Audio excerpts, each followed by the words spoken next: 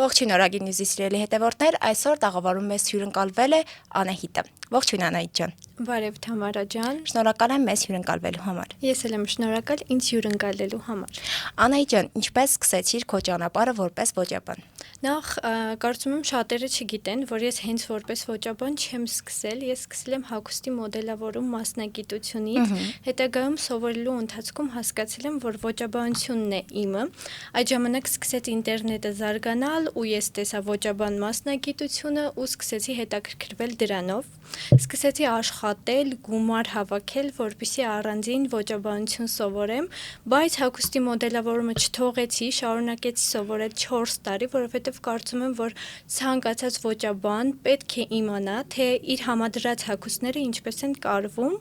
ու սովորեցի դրանից հետո ոճաբանություն մասնագիտությունը, միաժամանակ սովորելով նաև հագուստի մոդելավորումը։ Այսինքն հագուստի մոդելավորումը եւ ոճաբանությունը իրենք չեն նույնականացվում, այլ տարբեր ոլորտներ են։ Շատ տարբեր են ու բոլորը հիմնականում խառնում են, անգամ դիզայներին, ոճաբանին խառնում են, բայց դրանք իրականում տարբեր մասնագիտություններ են, տարբեր ուղղվածություններ։ Որպես ոճաբան կհիշես, որն էր առաջին հաջող աշխատանքդ, որը կարելի է ասել քո սկզբնական հենց հաջողությունն էր համարվում։ Առաջին հաջող աշխատանքս հենց Անհատի հետ աշխատելն էր, Անհատ աղջիկ էր, ով կյանքի շատ դժվար փուլում էր ու իր մոտ մեր աշխատանքից հետո սկսեց կյանքը փոխվել, նոր աշխատանք գտավ, տեղափոխվեց ԱՄՆ ու շատ լավ փոփոխություններ։ Այո։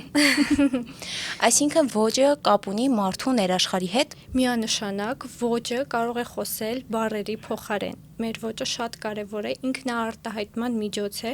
ու շատ բիզնես լեյդիներ կան, ովքեր գիտակցում են, որ եթե ինչ-որ հանդիպման են գնում, ինչքան էլ իրանք խելացի լինեն, ինչքան էլ հաջողակ լինեն, մինչև գեղեցիկ հագնված չլինեն, իրենց ոչ մեկ լուրջ չի վերաբերվելու, որովհետև ցավոք, բայց առաջին տպավորությունը մենք մարդու արտաքինով ենք հենց կազմում։ Իսկ ինչ դեր ունեցավ Instagram-ը հենց ձեր կարիերայի համար։ Instagram-ը շատ մեծ դեր ունեցավ, որովհետև եթե նախկինում ուրիշ ձև էր, մարդիկ կարող էին քո մասին իմանալ միայն ընկերուհիներով, այդպես խոսելով, Instagram-ը ավելի է հեշտացնում քո մասնագիտության մեջ հաջողություններ հասնելու process-ը, ավելի արագ է դառնում ու միանշանակ շատ մեծ դեր ունեցավ, ավելի արագացավ գործընթացը։ Բայց գիտեմ, որ դրական արձագանքի հետ մեկտեղ նաև ստացել ես բացասական արձագանքը, չեմ ցանկանում հիշատակել բլոգերների, ովքեր նմանակումներ էին անում եւ վիդեո հոլովակներ գցում, ինչպես էր քո արձագանքը դրան, իմ հիշելով որպես պատասխան այդպեսին դու իրենց չես հասցրել, բայց եթե կարող ես հաղորդման ընթացքում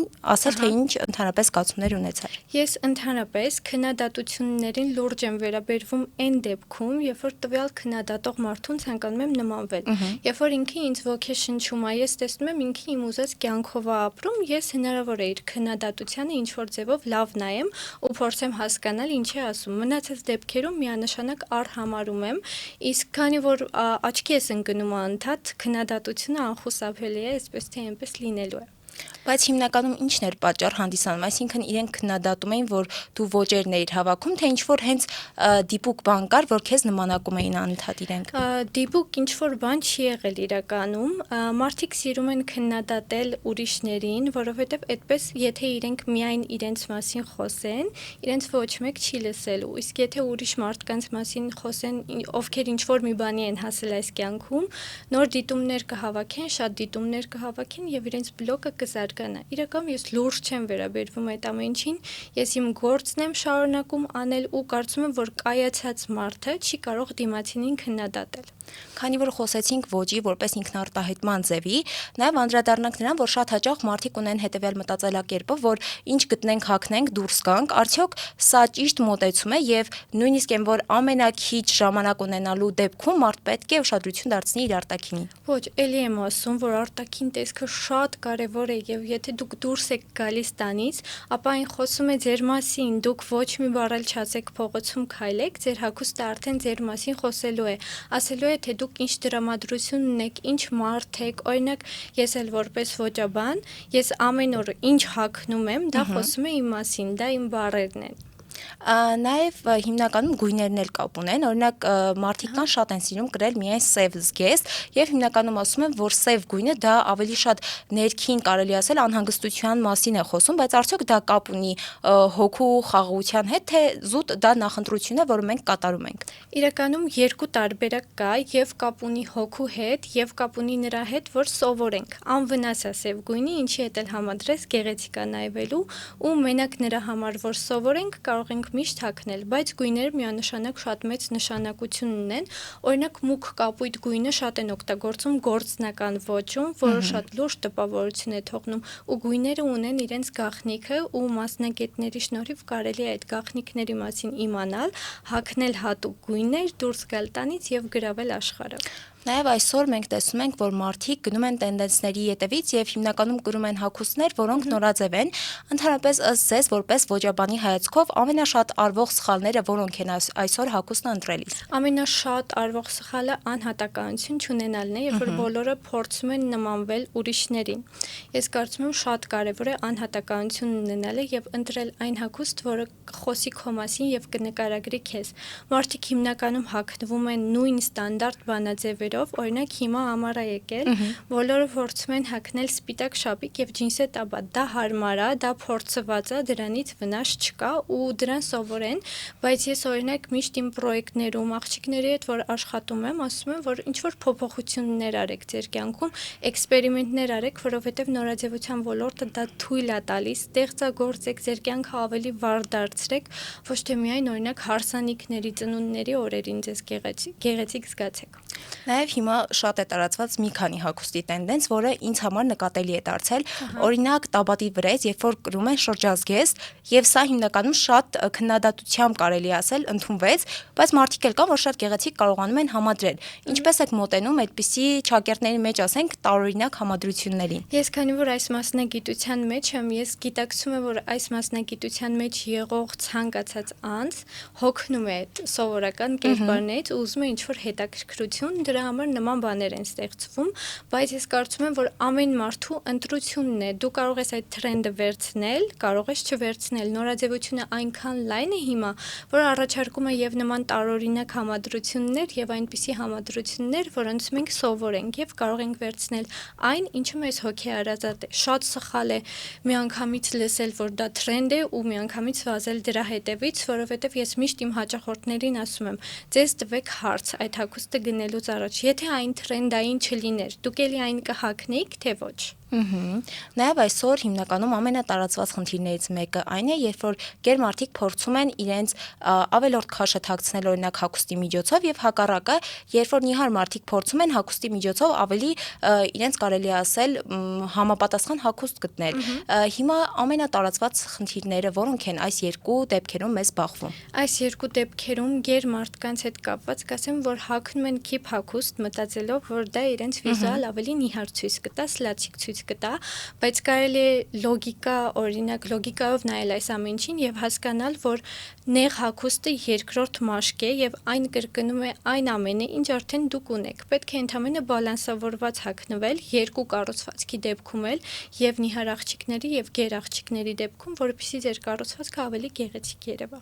Նաև խոսեցինք հաճախորդների մասին, եղել են այնպիսի դեպքեր, որ շատ տարօրինակ եւ բարդ բնավորությամբ հաճախորդներ են ձեզ հանդիպել։ Չէ, այսքան ժամանակ չի եղել, բախտս վերել է, միշտ լավ հաճախորդներ եմ հանդիպել ու երբ որ ես սովորում էի, իմ սովորելու տարիներին մեր ոճաբանության դասընթացավարը, այսպես ասած ուսուցչուհին ասում էր, որ ձեզ հանդիպում են այնպիսի մարդիկ ու ձեր մոտ գրանցվում են այնպիսի մարդիկ, ովքեր ձեզ նման են։ Ես ձգում եմ ինձ նման մարդկանց, դրա համար ինձ համար շատ հեշտ է։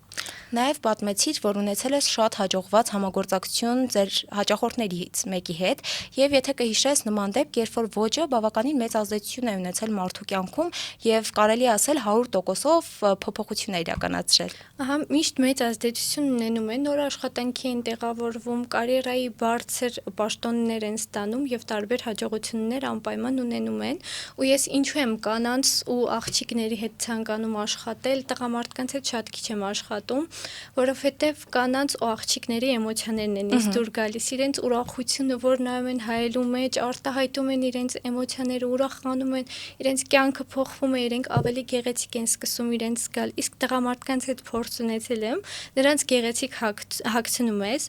պտտվում են, ասում են շնորհակալություն, ամեն ինչ շատ լավ էր ու գնում են։ Այդ էմոցիան, ինչը որ կինն է, աղջիկն է ինձ տալիս, տղամարդկանցից ես չեմ ստանում, դրա համար ավելի շատ տեղափոխվել եմ կանանց հետ աշխատելու վրա։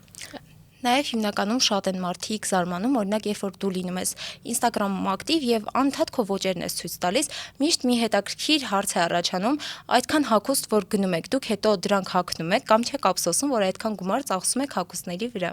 Ես իրականում խելամիտ գնումների կողմնակից եմ ու երբեք չեմ գնի այն, ինչ ինձ պետք չէ, իմ զգեստապահարանը շատ բնականաբար այդպես էլ պետք է լինի, որովհետև ես մարդկանց դա եմ սովորացնում։ Իմ զգեստապահարանը շատ լավ է կառուցված ու աշխատում է ի օգուտ ինձ։ Հնարավոր է ես 2 տարի ընդհանրապես ոչ մի բան գնելու կարիք չունենամ, բայց ամեն անգամ կարողանամ նոր համադրություններ ստեղծել, նույն հագուստին նոր շունչ տալ։ Նաև դուք ունեք ամսագիր, որով զբաղվում եք, մի փոքր կխոսեք դրա մասին։ Ամսագիրս, եկեք ասեմ, նախ միտքը ոնց առաջացավ, որ ես որոշեցի ամսագիր ստեղծել։ Իրականում ես ունեմ անհատական ծառայություն, որը մի փոքր ավելի թանկ արժե, եւ ես մտածեցի, որ բոլոր աղջիկները ու կանայք արժանի են գեղեցիկ հագնվելու ու բոլորին պետք է այդ հնարավորությունը տալ, ու որոշեցի ստեղծել ընդհանուր պրոյեկտ, այս դեպքում ամսագիրը, որը կօգնի բոլորին։ Ամսագիրը միայն գնումների մասին չէ, այնտեղ կա ամեն ինչ հագուստի մասին, ինքնավստահության մասին, ավելի գեղեցիկ հագնվելու մասին, այդ ամենը այնտեղ ընդգրկված է։ Իրականում նաև իդեան վերցրել եմ ռուսական շուկայից, բայց այնտեղ ուսումնասիրելով տեսնում եմ, որ ընդհանրապես տեքստեր էր ու գնումներ էր, շոփինգներ, սա գնեք այստեղից, սա գնեք այստեղից եւ այսպես համադրեք, բայց ես ավելի խորացած ինչ որ պրոյեկտ սկսեցի մտածել նույն ամսագիրը, էլի շեշտեմ ու սկսեցի բոլոր հագուստները գնալ ներկայացնել ինձ վրա, ցույց տալ ինչն է թերություն, ինչն է առավելություն, ինչ կառուցվածքի է սազում եւ կողքից այլ ինֆորմացիա տալ աղջիկներին, որպեսզի նրանց տեսողական ճաշակը զարգանա։ Օրինակ, ամեն գիրակի օր անդրադառնում ենք տարբեր նորաձևության համաշխարհային բլոգերների, ովքեր իրենց ոճ ունեն եւ իրենց ոճի նկարագրությունն եմ ես տալիս աղջիկներին, ասում եմ նրա ոճի դետալները սրանք են, գույները սրանք են, նա սա է շատ օգտագործում, որպեսզի աղջիկները գտնեն իրենց հոգեհարազատ մեկին եւ դարձնեն որպես մոտիվացիա կրկնել լուքերը, ինչու՞ չէ էքսպերիմենտներ անեն։ Նաև ձեր անձնական ոճը արդյոք փոփոխվել է տարիների ընթացքում, որովհետև հիմնականում մարդը միշտ որ նայում է իր հին նկարները, զարմանում է, թե ինչքան է փոխվել։ Արդյոք ձեզ վրա ձեր մասնագիտությունը նաև ազդեցություն է ունեցել։ Իհարկե, ես էլ եմ մարդ ու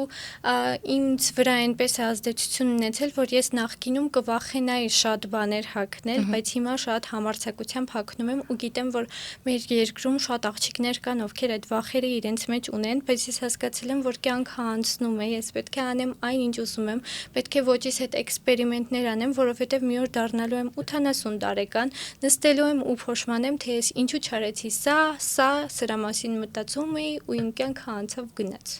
Նաև, ինչպես նշեցիք, համարձակ հագնվելը այսօր բավականին մեծ խնդիր է դարձել եւ հիմնականում մարդիկ քննադատում են, որ դա միտումնավոր են իրականացնում, օրինակ համարձակ հագնվում։ Ինչ եք կարծում, արդյոք մարդու ընտրած հագուստի միջոցով պետք է որոշակի պիտակավորումներ անենք նրան առանց ճանաչել։ Միանշանակ ոչ, բայց այսպես թե այնպես, էլի եմ առաջին թեմային, առաջին հարցին անդրադարձանք, երկրորդ,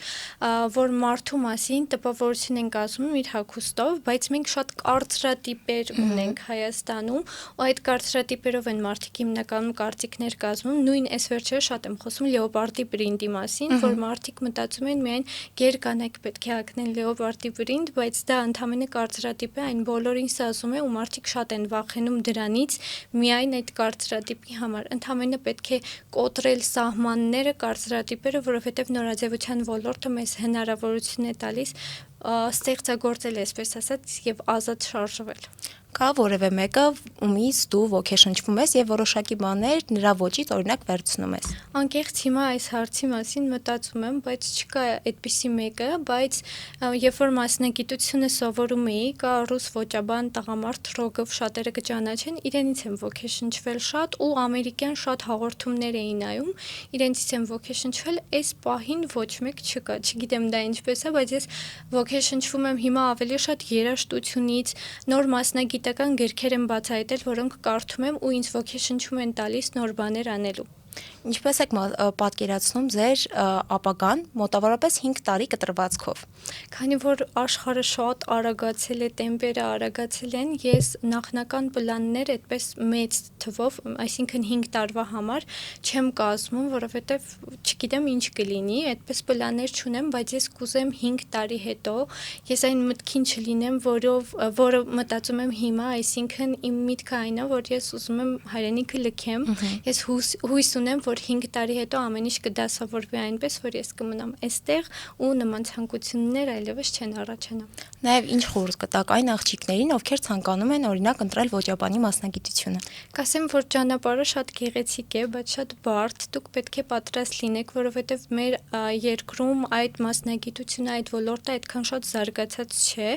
Հիմնական, որ ես այս արտահայտությունը ասում եմ, ինձ ասում են, որ կարևորը աշխատասիրությունն է ու ցանկացած մարդ կարող է ոլորտում հաջողության հասնել, եթե աշխատասեր է, բայց կա